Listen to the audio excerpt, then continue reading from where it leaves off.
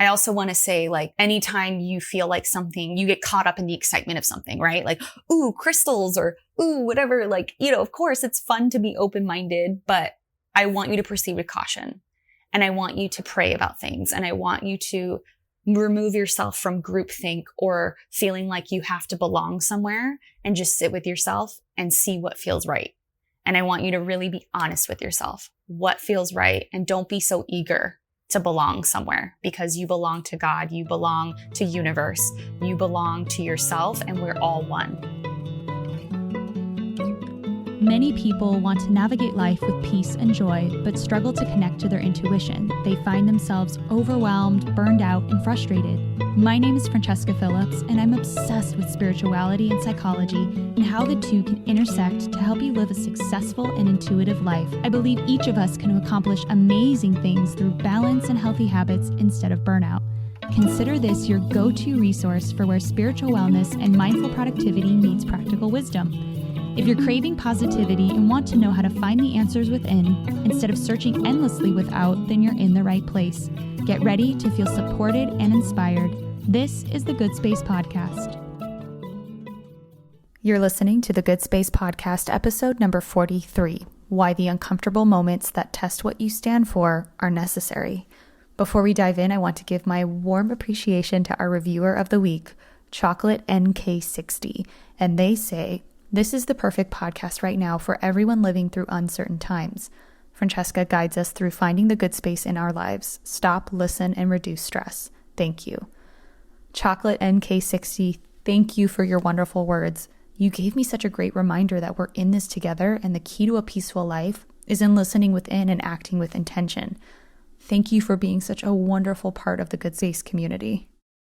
If you want to be highlighted in an upcoming episode and help further the mission of the Good Space, make sure to subscribe and give us a review on Apple Podcasts so I can then highlight your review in an upcoming episode. It only takes a minute. You can pause the episode and come right back. Make sure to screenshot this episode on your phone and tag us on your Instagram story at @FindYourGoodSpace, #TheGoodSpace, to let me know that you're joining in today, as you know that I love to share those screenshots on our stories too. This is not going to be an easy conversation for me to have, and I do much better writing my thoughts down than speaking. So just putting that out there before we get into it. So a week or so ago, a friend recommended a book to me that has been talked about by so many people I know as well. And I bought it and started reading it and was enjoying it. And then someone later privately messaged me and said, "I'm not sure you know, but the author who wrote this book is an anti-vaxxer and known QAnon and COVID conspiracy supporter." And I literally just froze, because I knew that, first of all, my friend would never recommend something like that without telling me. So when I messaged her, sure enough, she also didn't know this about the author. And granted, the author has a medical degree. So I think most of us tend to trust people who are doctors or have PhDs and think that they approach life with more sense than most, I guess. And so anyways, I froze because I had been enjoying this book, and this was like a real moment of, I say that I stand for certain beliefs. So is it right to continue reading the book, even though I know that this author stands for everything that I am actively against? And part of me thought, oh, you know what? People can write good books even if they might not believe things that I believe. And so that's kind of the first thing I thought. But as I looked at the book sitting on my coffee table, I literally just felt this negative, bad energy, and I couldn't bring myself to pick it up again. I literally felt sick to my stomach, imagining myself reading another word, knowing that I supported someone who believes these horrible things. That's when I just started going into this spiral, and it brought me to want to talk to you about this because it's a deeper issue in the spiritual community and in the wellness community. And I knew someday I would have to have this conversation and make the distinction, because I run a spiritual wellness brand called The Good Space. And I kind of made it clear, but not really, because I wanted to hold off this conversation for as long as possible.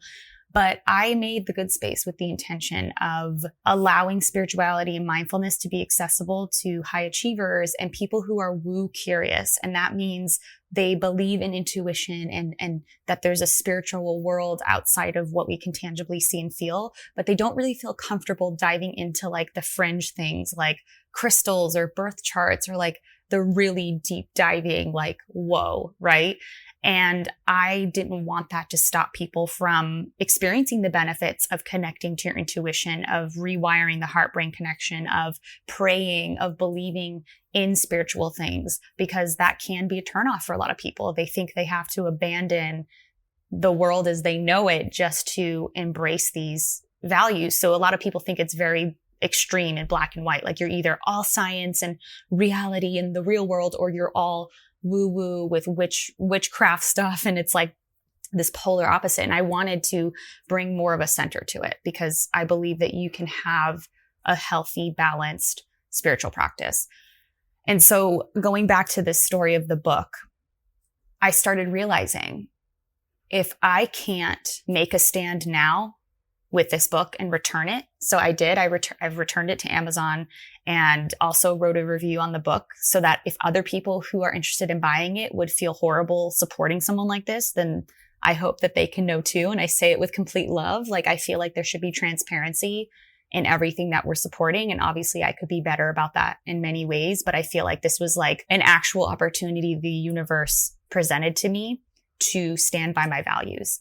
And I realized if I can't return a book and stand for what I believe in this way, then how could I possibly stand for something that's even harder, right? Because we're going to always be faced with situations in our lives that challenge our values and challenge what we believe in. And it's up to us to decide if we're going to do the uncomfortable thing, the hard decision of still standing for what we believe in.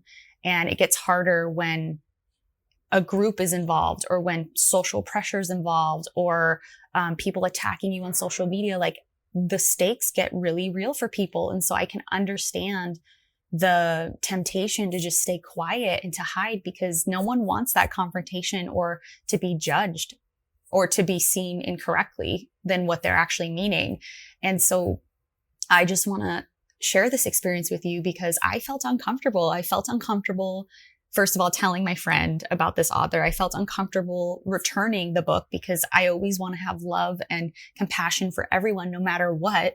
I'm an empath. And so I think I'm naturally like attracted to better, not attracted to, but I naturally want to resolve negative energy. And we could go into this so much deeper, but it can get me in trouble sometimes. And so it was uncomfortable. Even so, I think I would feel more uncomfortable and guilty not returning it. And so that's something I want you to start thinking about is what are your values?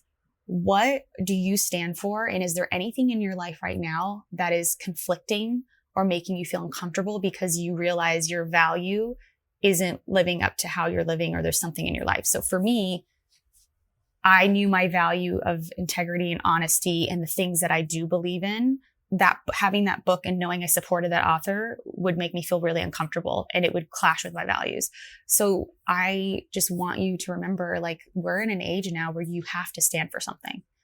There is no hiding anymore. There's no like being small. There's no just skating by. Like you actually have to stand something and be brave enough to feel uncomfortable and make sure that your actions and what you support, what you consume supports the values that you stand for, and be careful who you support. So this was a huge lesson for me because I know in the good space, I want people to come to the good space in good faith and comfort, knowing that everything we recommend has been vetted and supports people that we believe and can stand behind. And so I'm going to be way more careful about recommending something until I've actually vetted the person. And so it was a good reminder to me, like, oh my gosh, I feel such a sense of responsibility that by putting this content in the world, by having the programs and the books, I feel responsible for giving something to you that you can trust and that you can feel safe within, because that's the whole point of the good space, is to have a space where you can grow and feel good. But I also don't want to support people who are just way off the scale and way far from our values, because I do stand for something and the good space does stand for something. And I want to make sure that if you're on board with what we stand for, that we can all feel good in what we're learning. And that was a big lesson.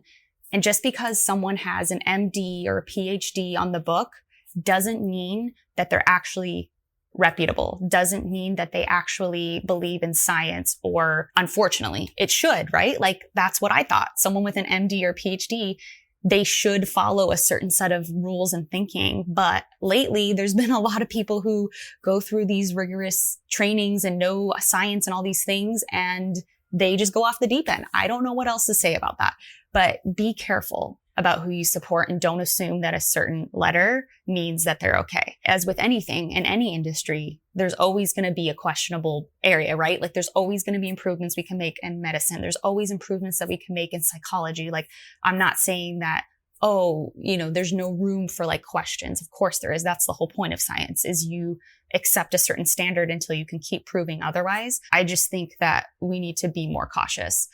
And again, be okay with making the hard decisions. We're not going to be perfect. I'm not going to be perfect in our journey and in our growing, but I want you to feel empowered to make decisions for yourself. I think that's the biggest thing, is like, look at these opportunities that you're faced with as a chance to become stronger in what you believe in, to know what you stand for more, to use it as an educational moment of like, that made me feel really uncomfortable. Why?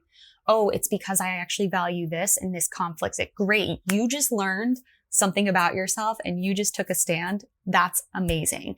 So yes, it's a hard decision, but if you look at it in that way, it becomes an empowering decision. And that means you're letting the ego become smaller while your divine limitless self is becoming bigger, if that makes sense. Because really it's the ego that makes us feel uncomfortable when we're changing and growing. Another thing that this brought to the surface for me is a lot of people are lost. A lot of people are lost, especially in the spiritual community. I think people fall prey to things, ideas, and practices that others use to manipulate people. There's a lot of that that's going on because they know, the people who manipulate, they know that there are people who are lost and they don't have a sense of grounding. And so they're seeking for it in these like ungrounded, loose things because they want to feel like they can find the answers for themselves and that they can feel grounded again.